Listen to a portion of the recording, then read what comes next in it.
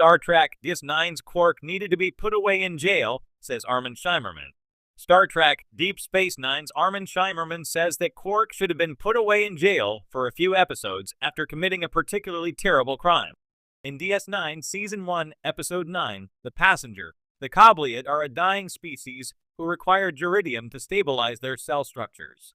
Demand is greater than the supply, so Quark capitalizes on the opportunity to assist Cobliot criminal Rao Vantika, James Harper, in illegally seizing an incoming shipment from the Gamma Quadrant.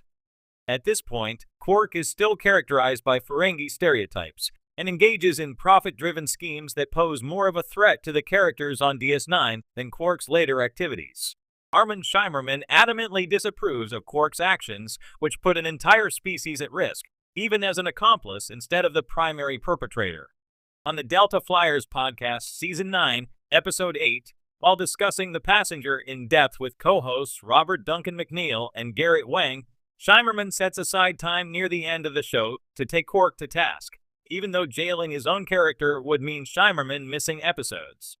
Read his quote below and listen to the Delta Flyers, starting at the 1 hour 13 minutes 22 seconds timestamp. Star Trek DS9 can't punish Quark yet.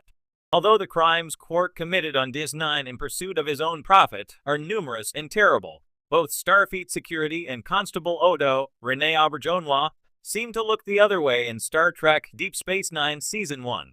As Shimerman also points out in the Delta Flyers, it makes everyone in charge look bad when they ignore the serious transgressions taking place right under their own collective noses. Realistically, Quark should face consequences that are far harsher than what amounts to a slap on the wrist.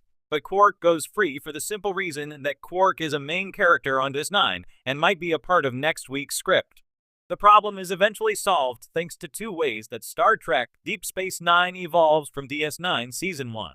First, by leaning more heavily on serialization, DS9 can plan to show the effects of characters' actions lasting for several episodes, if not entire seasons.